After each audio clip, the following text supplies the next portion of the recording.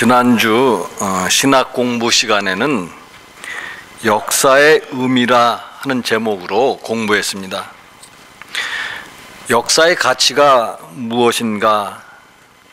역사를 통해서 우리는 하나님의 뜻을 온전히 이해할 수 있는가? 역사를 통해서 하나님의 섭리와 계시를 공식화할 수 있겠는가 하는 것입니다. 어려운 문제는 무언가 하면 역사 속에 나타나는 악하고 어두운 현실이 있는 것을 어떻게 해석할 것인가 하는 것입니다. 우리는 하나님은 역사의 주인이시고 하나님은 선하시다고 고백하고 있습니다. 반면에 현실은 악하고 어두운 면이 있는데 이것을 어떻게 해석하고 받아들여야 하는가 하는 것입니다. 악하고 어두운 현실 속에서 우리가 어떻게 희망을 가질 수 있겠는가 하는 것입니다. 우리가 당장 살아가고 있는 한국 사회만 보더라도 날마다 듣는 소식이 무엇인가 하는 것입니다. 한국 사회가 얼마나 타락하고 부패했는가를 듣고 있습니다. 최근에는 타락한 검사들의 이야기를 자주 들었습니다. 검사가 피의자와 부적절한 성관계를 가졌고 또 수사 무마를 대가로 뇌물을 받았다는 소식입니다. 그것이 검사들만의 문제이겠는가? 그래서 검사들만 제대로 개혁하면 우리 사회에 희망이 보이는가 하는 것입니다. 또 그것은 남성만의 문제이고 남성만 변하면 우리 사회에 희망이 보이는가?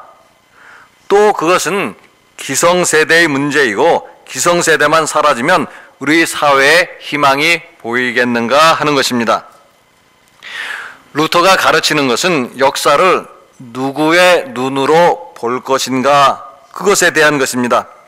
사람의 눈으로 역사를 보면 또 미래를 생각하면 희망을 가지기 힘듭니다.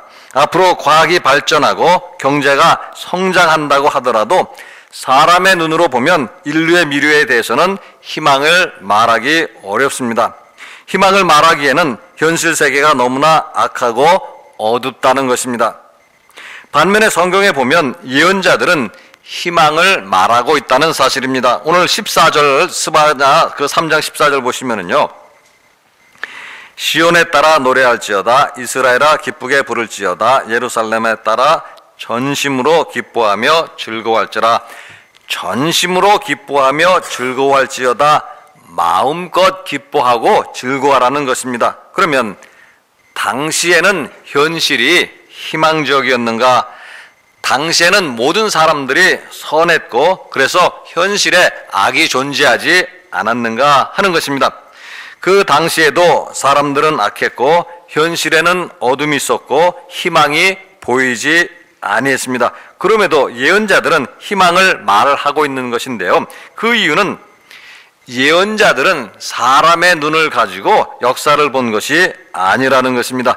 믿음의 눈을 가지고 역사를 본 것입니다. 그래서 어둠 속에서 빛을 발견한 것이고 절망 속에서도 희망을 찾은 것입니다. 물론 그들의 희망을 찾은 근거는 사람이 아니라 하나님이신 것입니다. 하나님이 계시기 때문에 절망 속에서도 희망을 보고 희망을 찾았다라는 말씀입니다. 그래서 오늘 말씀에도요. 마음껏 기뻐하고 즐거워하라 라는 것인데 그 근거에 대해서 말씀을 하고 있습니다. 15절 말씀 보시면은요. 여호와가 내 형벌을 제거하였고 내 원수를 쫓아냈으며 이스라엘 왕 여호와가 내 가운데 계시니 내가 다시는 화를 당할까 두려워하지 아니할 것이라. 이스라엘 왕 여호와가 내 가운데 계시다. 하나님께서 너와 함께 계시다. 그래서 기뻐하라 라는 것입니다. 이스라엘 백성들이 하나님 앞에서 죄를 지었습니다. 그들의 마음이 교만해졌습니다. 그래서 그들은 하나님의 명령에 순종하지 않았습니다. 그 결과가 무엇인가 하면 하나님께서 이스라엘 백성들을 심판하셨는데 다양한 방식을 가지고 이스라엘 백성들을 심판하셨습니다. 때로는 기근으로 심판하셨고 때로는 질병으로 심판하셨고 때로는 이방 민족을 들어서 심판하셨습니다. 그래서 이방 민족들이 이스라엘 백성들을 침공하고 이스라엘들은 이방 민족의 침입을 받고 온갖 고통을 당하기도 했습니다. 그러나 거기에는 신실한 하나님의 백성들이 있었습니다. 그 중에도 하나님을 바라보고 하나님을 의지하는 사람들이 있었고 그들이 하나님 앞에서 회개한 것입니다. 그래서 오늘 말씀해 보시면 하나님이 그들을 보시고 심판을 거두어 들이신다라는 것입니다. 하나님이 그 원수들을 쫓아내신다라는 것입니다. 그래서 다시는 화를 당하지 않을까 이렇게 두려워하는 마음도 이제 생기지 아니하게 되었다라는 이야기입니다. 그래서 오늘 이제 이어지는 16절 말씀에도 보시면은요, 그날의 사람이 예루살렘에 이르기를 두려워하지 말라. 시온아 내 손을 늘어뜨리지 말라. 당시 이스라엘 사람들이 두려워하고 있었고 당시 이스라엘 사람들이 손을 늘어뜨리고 있었습니다. 손을 늘어뜨리고 있다는 것은 손에 힘이 빠졌다 그런 이야기인데요. 아무런 소망도 없었기 때문에 손에 힘이 빠지고 말았다 그런 이야기입니다. 그런데 그들을 향해서 하나님께서 무슨 말씀을 하시는가 하면은요, 두려워하지도 말고 손을 늘어뜨리지도 말라. 손을 강하게 하라 그런 말씀입니다. 그 이유는 뭔가 하면 하나님께서 너희와 함께 하시고 하나님께서 너희에게 구원을 베푸실 것이기 때문이다 이런 말씀입니다. 스가랴 8장 13절 보시면은요, 유다 족속아 이스라엘 족속아 너희가 이방인 가운데서 저주가 되었었으나 이제는 내가 너희를 구원하여 너희가 복이 되게 하리니 두려워하지 말지니라. 손을 견고히 할지니라. 두려워하지 말지니라. 손을 견고히 할지니라. 손을 견고히 하라는 말은요, 힘을 내라 그런 이야기입니다. 두려워하지도 말고 힘을 내라. 그 이유는 뭔가 하면 하나님께서 너희에게 구원을 약속하셨기 때문이다 이런 말씀입니다. 그래서 오늘 스바냐서 17장 보시면은요, 너희 하나님 여호와가 너희 가운데 계시니 그는 구원을 베푸실 전능자이시라. 그가 너로 말미암아 기쁨을 이기지 못하시며 너를 잠잠히 사랑하시며 너로 말미암아 즐거이 부르며 기뻐하시리라 하리라. 너의 하나님 여호와가 너희 가운데 계시니 이런 말씀입니다. 또 15절에는 무슨 말씀을 하셨는가 하면 이스라엘 왕 여호와가 내 가운데 계시니, 하나님께서 우리 가운데 계신다. 하나님께서 우리와 함께 계신다. 이것이 우리가 어두운 현실 속에서도 두려워하지 말고 힘을 내야 하는 이유이다 그런 이야기입니다. 대통령 선거가 끝나고 나서 한 자리가 약속되어 있기 때문에 우리에게 힘을 내라는 말씀이 아니라 하나님께서 우리와 함께 하시기 때문에 어둡고 힘든 현실 속에서도 두려워하지 말고 힘을 내라 그런 말씀입니다. 마태복음 1장 23절에 보시면은요, 보라 처녀가 잉태하여 아들을 낳을 것이요 그의 이름은 임마누엘이라 하리라 하셨으니 이를 번역한즉 하나님이 우리와 함께 계시다 함이라. 대림절이라는 것은 우리가 예수 그리스도의 오심을 생각하고 준비하는 그런 절기입니다. 그러면 왜 우리가 예수님의 오심을 기다리고 준비하는가 하는 것입니다.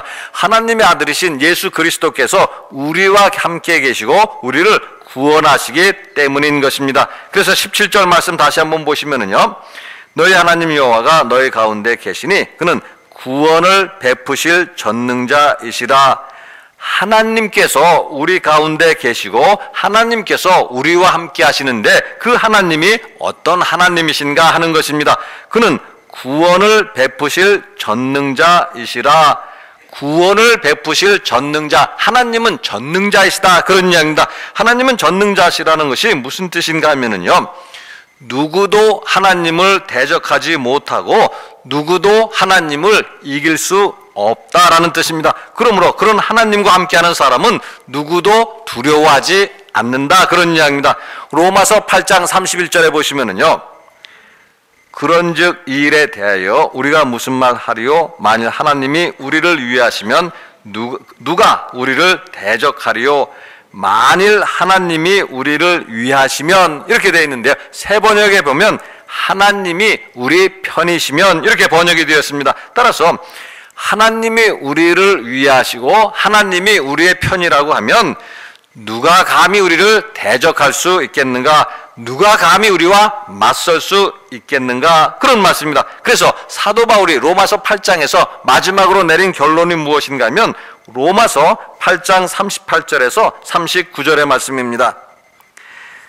내가 확신하노니 사망이나 생명이나 천사들이나 권세자들이나 현재일이나 장래일이나 능력이나 높음이나 깊음이나 다른 어떤 피조물이라도 우리를 우리 주 그리스도 예수 안에 있는 하나님의 사랑에서 끊을 수 없으리라.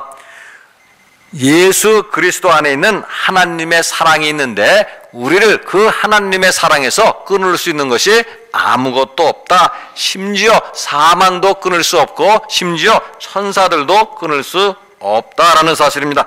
지금도 많은 사람들이 어두운 현실 속에서 절망하며 고통하며 살아가고 있습니다. 날마다 염려하며 두려워하며 살아가고 있습니다. 그러나 우리 그리스도인들은 그런 현실 속에서도 확신해야만 하는 사실이 있다라는 이야기입니다.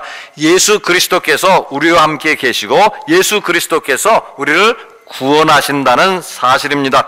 그래서 이제 신학 공부에서 배운 내용을 다시 복습하면서 말씀드리는 것입니다. 루터의 이야기는 뭔가 하면은요, 하나님은 때로는 우리를 떨어뜨리십니다. 하나님은 때로 우리를 죽이시기도 합니다. 그러나 하나님은 우리를 들어 올리기 위해서 떨어뜨리신다는 것입니다. 하나님은 때로는 우리를 죽이시지만 살리시기 위해서 우리를 죽이신다라는 것입니다. 요한복음 3장 16절에서 17절에 보시면은요, 하나님이 세상을 이처럼 사랑하사 독생자를 주셨으니 이는 그를 믿는 자마다 멸망하지 않고 영생을 얻게 하려 하심이라. 하나님이 그 아들을 세상에 보내신 것은 세상을 심판하려 하심이 아니요 그로 말미암아 세상이 구원을 받게 하려 하심이라. 하나님이 왜 예수 그리스도를 이 세상에 보내셨는가? 근본 멸망이 아니라 영생을 얻게 하시려고 보내셨다라는 것이고, 근본 심판이 아니라 구원을 받게 하시려고 예수님을 보내셨다라는 말씀입니다. 그러므로 우리는 어두운 현실 속에서도 기뻐하라는 말씀입니다. 절망적인 현실 속에서도 희망을 가져야 한다라는 말씀입니다. 왜냐하면 예수 그리스도는 우리에게 영생을 얻게 하려고 오신 분이고, 예수 그리스도는 우리에게 구원을 받게 하려고 오신 분인데, 그 예수 그리스도가 우리와 함께 계시기 때문입니다. 현실에는 두려운 일도 많고 힘을 빠지게 하는 일도 많이 있습니다. 그러나 그리스도인들은 그 무엇도 두려워하지 말고 힘을 내야 합니다. 왜냐하면 우리를 영생과 구원의 길로 인도하시는 예수 그리스도께서 항상 우리와 함께 계심을 오늘 말씀 우리에게 가르쳐 주시기 때문입니다. 같이 기도하시겠습니다. 사랑의 하나님, 하나님 은혜를 감사를 드립니다. 저희들을 사랑하시고 또 저희들을 구원하시기 위해서 독생자 예수 그리스도를 보내주셨음을 저희들이 믿고 고백합니다. 하나님, 믿음을 더하여 주셔서 날마다 주님 바라볼 수 있게 하여 주시고, 주님께서 주신 소망을 간직하게 하여 주시고, 그래서 날마다 현실 속에서 늘 두려운 일들 또 염려하는 일들 있다 할지라도 믿음으로 이겨내고 날마다 하나님 주시는 기쁨 속에서 살아가는 저희가 다 되도록 도와주시옵소서. 감사드리며 우리 주 예수 그리스도 이름으로 기도드리옵나이다. 아멘.